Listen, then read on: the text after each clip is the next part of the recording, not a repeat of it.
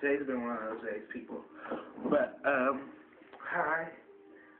Kat wanted me to do this video because I'm going to be doing room segments once a month on Global Witches. And I know I haven't really told you my name yet, but my name is Sean, and so I do these room segments at least once a month, and I'm going to have a folder on Global Witches Forum, so like me on that too. Can you see me? I think you can see me, but I'm trying to speak up too. I just got done doing my blessing, and so I always do that before I take out my rooms. You know, show a little respect to the gods and goddesses. You gotta do that.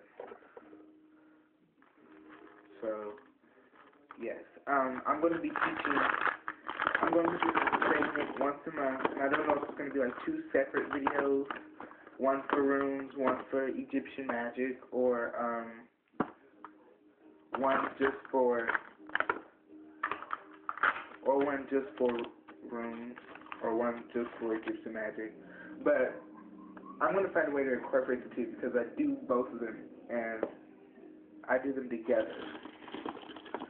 So, first off, if you're going to be on the folder, you're going to need this book. Egyptian Paganism, and the author is Almond and Septon, and they wrote this book together, and it's half of it is information on the paganism life of Egyptians, and the other half is what's the other half? The other half is information about the gods, and it goes over terms that I'll be going over in my video, like Ka. And Ka is actually the subject of this video. But before we get to that, one more book you're going to need for rune reading, The Magician's Table, and a book of correspondences. You need this because there's a section in here not only about Egyptian magic, but there's also a section on the Kabbalists referring back to Egyptian magic, and there's a section on let me just read off, because there's like a lot of information covered in this book, and so, divinational arts speaking, it's very good. You have the art of correspondences, the opening page, the table of space and time, the Kabbalah, the tarot correspondences, the guiding goddess of the trees, which is correspondences of Greek and Roman deities, astrological correspondences, medical astrological correspondences, mineral, vegetable, animal correspondences, assorted angel and demon correspondences, Egyptian magic correspondences, Celtic magic correspondences, the Ogam, which is a divination form, I believe, the runes correspondence, the I Ching correspondence, and then the appendix of plants and plant correspondences, and from there it's just sightings and stuff. So, you really need this book. It's a really good book, too, so buy this. So, today we're going to be talking about the Ka, which is a force that I use in reading runes. The Ka is a divine energy, and let me give you a little bit of background information on it. When the sun god Ra was said to have created the earth, hold on, one second.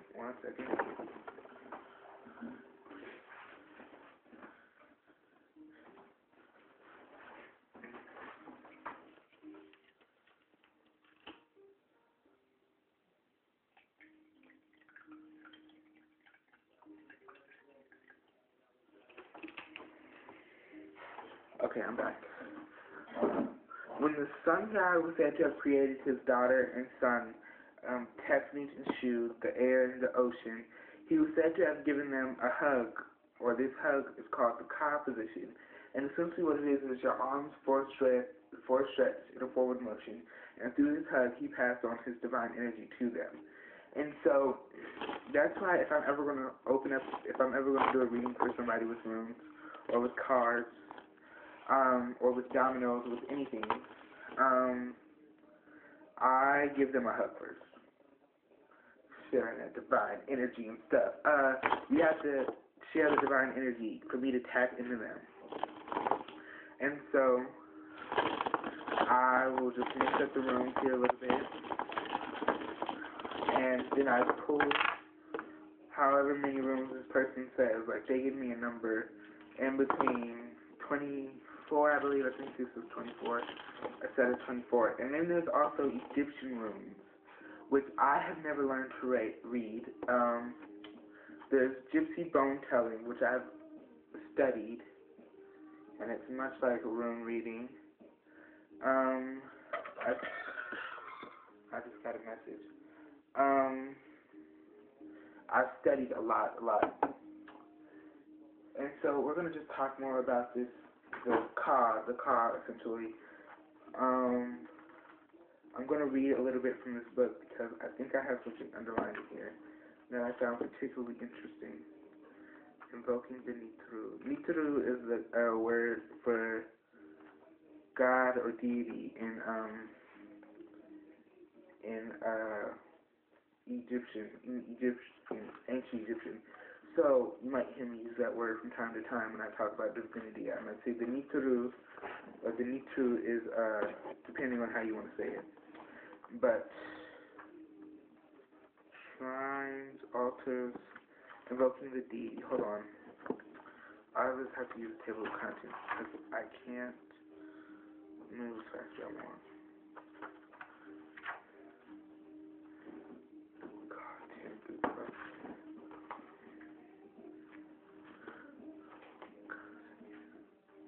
Okay, so we're going to talk about the Ka, the Ka Sekhem, the heavenly kind.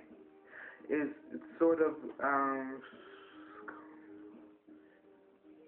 okay, the Ka is, in Egyptian magic, is like a very hard concept to understand because the Ka, words in Egypt have multiple meanings. Ka means double, and what that essentially means is that the Egyptians had this idea that when you were born, you had a Ka, a spiritual double made of you in the spirit world. The Egyptians believed that each person sort of breed a receptacle, hold on, a sort of replica of self on a spiritual plane. I'm reading from the book. The Ka comes into existence when the individual has been born. And has protective functions. So let me put this into like a new age term. It's essentially the astral form of you on the astral plane, but the difference is that this version of you walks and lives and talks and it does everything you do except only on the astral plane. And they had this belief that they could call on the Ka whenever an evil spirit would come to them, and they could use this Ka, essentially the double, to distract the spirit. It would confuse the spirit.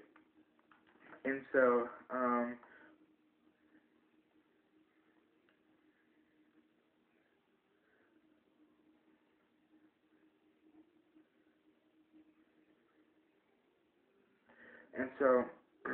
sorry, I'm just reading here. And so this Ka was not only, it was also seen as a sixth sense to people. The Ka could come to you in dreams, and it's actually funny that the Egyptians have this, that the Ka is a good thing, because I know there's an old Russian superstition that if you see your twin, if you see your double or your Ka, in this case, you'll actually die. And the Egyptians set up the Ka as a spiritual guardian to protect people from evil things. And so,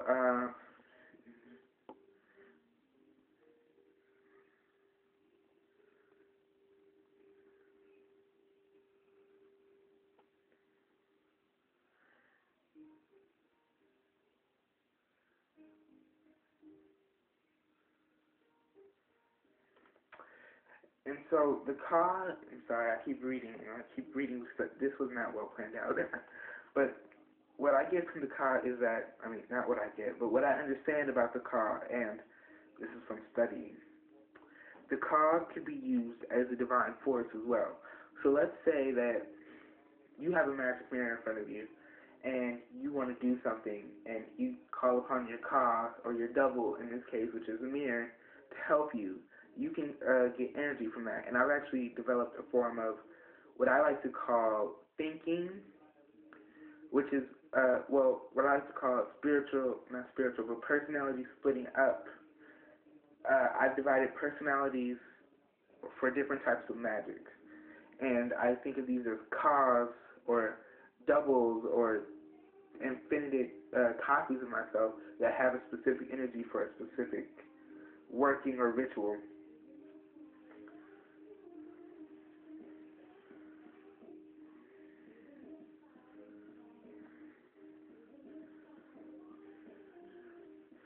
So I want to get this book out. I want to get the book of correspondences out because I feel like you guys need to see what this symbol would look like in a ritual.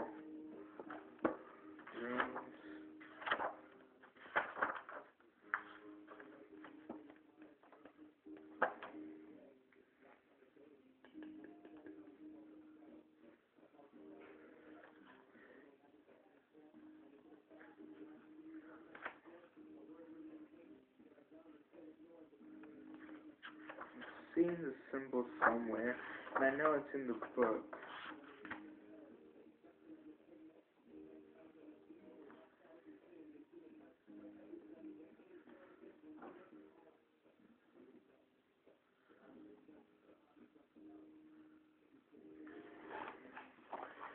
So this is what the symbol looks like.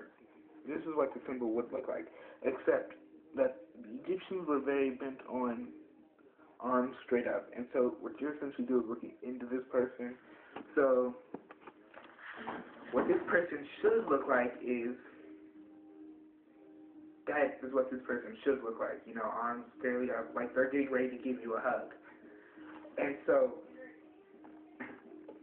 the ka form is a very big thing. The ka is, it's the heart chakra. You know, when you give someone a hug, you contact at the chest, the heart chakra, and you're exchanging that heart chakra. And I think that's kind of funny because when you give somebody a hug, it's an expression of love and sharing of energy. So be careful who you hug. Just like, if you don't like a person, just don't hug them, don't touch them. You just don't got to. And so we're kind of going to talk about a deity strongly associated with the ka, which would be Ra, or Ra-Aman, or Ra-Atum. Ra-Atum. Ra-Atum. This is him. And like I've told you guys, I don't know if you see him.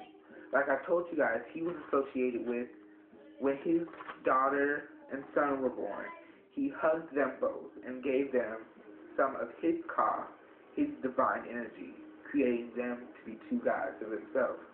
And so, now this process wasn't repeated with all the gods, but through some divine power, which is exactly what it is, he's a divine power, through his divine power that he's given them, by blood, they're all gods. And the Egyptians were actually a strong believer that a king was a god. That was their strong belief. Rituals were done daily. I'm sorry. This fine phone actually does have a representation. I want to get to that. But rituals were done daily, and let me give you an example. Hold on. Here you go. These two seeds, you see them? I want you to see these seeds. Do you see them? Those are seeds. Okay. I didn't know if I was getting it. Those two seeds would have been blessed by the Pharaoh before they were planted, and offerings were given daily, because the Egyptians believed if they did not appease the gods by giving them offerings and doing rituals daily, that their world would basically fall apart. They'd have no crop. The river would dry up. The cattle and the livestock would die. They'd be overrun by some country by some neighboring country or some enemy country, like what happened with Persia, and then the Romans came and saved them. But, you know, there's a big thing with that. And so these seeds would have been blessed and given as offerings to the god Jed, who's the god of the earth. And we'll talk more about gods and goddesses later. And so this video is sort of long, and it's wording, it makes no sense now. But I guess my sort of point in this is telling you that Ka is a divine energy that I use when I use room readings, and I'm kind of going to teach you how to work with Ka, and that's going to be a segment on my own YouTube channel. My own YouTube channel is Hexmaster 1979. There's a reason for that number too. I actually found out there's a past life in that. I'm going to tell you that story too, because that's part of the Ka. And so, I'm sorry I'm messing with stuff off camera, but when something's not right on my altar, I feel like I have to fix it right away. That's the sound of paper from a spell I did. Bam. Making that money. Now you have to do nothing for it.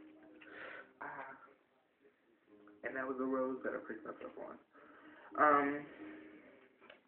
But the Ka is the energy that I tap into when I read, and I feel like that's how I get the best reading. You know, the physical tapping, the physical touching leads to the physical connection with the energy, and sometimes that energy connection is not good, because then sometimes I can start telling all their business, like their social security. Like, I'm not even joking, I could tell somebody's social security once, and it was horrible. Like, I'm getting numbers, and I started putting out these numbers, and I was like, oh my gosh, that's your social security number. And I was like, I don't want to give this person's name out. I don't want to view their numbers either. But it was like, wow. I don't know what that connection was, but it was really strong. And so, you know, you just kind of want to keep, I almost dropped the room. You just kind of want to keep in mind the Ka sense. You know, next time you go to hug somebody, I don't want you to make it like awkwardly lingering, but think about, like, do you feel an energy coming off of that person that you normally have never felt? Do you feel like you're giving them an energy that they've never felt or they've noticed? You know what? I also think the Ka is sort of like an energy of love and giving, because a father hugs his daughter and son to give them that feeling. Like, isn't that the most warm hug that you can get, the hug from a parent? You also get the, and you think about this, and you go back on every hug that you've ever gotten, even if it was from a complete stranger that you did a good deed from. Those hugs are exchanges of energy in us. And, you know, sometimes that energy isn't good, because you might hug a person out of you might hug a person you don't like, but, you know, you're in a social setting, and you don't want to be rude and say, get off me. But, you have to think about that. Is the energy we're exchanging good for us? Is this hug a good hug, a hug that'll help me and provide for me, and that'll keep me, is this hug a good hug, a good energy hug, energy exchange that's good for me? And if you don't particularly like this person, and you don't like the stuff that follows them, and like the bad energy they have, and the, what else?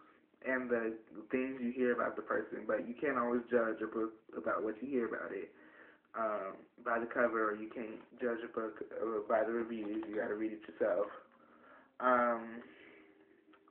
But you gotta always think. Is this good? Do I even know this person well enough to hug them? Because if you don't, then you're exchanging energies with a complete stranger. And you know, like Kat says, you know, you take on all this, what is Kat? She calls it caca. You take on all this caca, or you take on all this BS or this bullshit. I'm trying not to cuss because I'm in my parents' house, and if they hear me cussing, they will burst in here. They will burst in here like firefighters, I swear to God. But you take on all this energy, and you have to think, and how do you cleanse yourself with that energy? I'm going to teach you some Egyptian ways to cleanse with that energy. One is that I have an eye of raw thing right here. I have an Eye of Ra thing, and I'll show that to you. And what I do is I touch my hand to it, and then the Eye of Ra is a protection symbol, so I just negative energy into it, negative energy disperse from it. Just like that. It's like the negative energy. Well, the negative energy doesn't just like loom around anywhere, but it neutralizes it, turns it to good energy. And I use it in workings too. So like if I have like negative feelings towards someone, but I want them to have like something good, I might touch the eye raw, and I've created something good for them. I don't think this video was the best way to spend my time, but if you guys like it, leave some questions at the bottom about Egyptian magic, gods and goddesses, and you know what? I'm gonna be excited when I get my first troll. I'm gonna love it. It's gonna be fun. So that was nice. It was nice talking to you guys. And I'll see you later. Bye.